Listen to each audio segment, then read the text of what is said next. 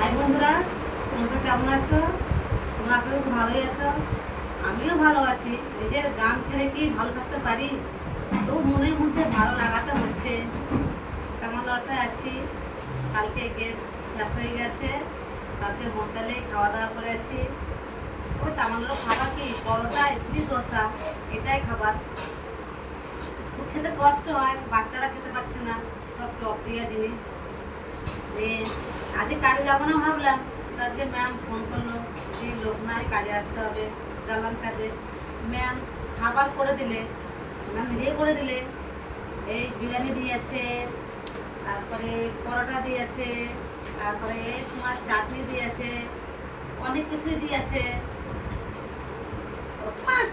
খাবার খেলাম, খাওয়া দাওয়া করলাম। আমার স্বামী না খেয়ে কাজে গেছে। আমার স্বামী খুব কষ্ট হবে না কাজ করতে। কি করব, গরিব মানুষ, পেটের দায়ে বাইরে পড়ে আছি, কিছু করার নাই। আপনাদেরকে যদি এটা ভালো লাগে, লাইক কমেন্ট শেয়ার করে দেবে। তোমার পাশে থেকো, তোমার পাশে আমিও থাকবো। সাপোর্ট করো, তোমাদের সাপোর্ট আমিও করবো। বাই বন্ধু।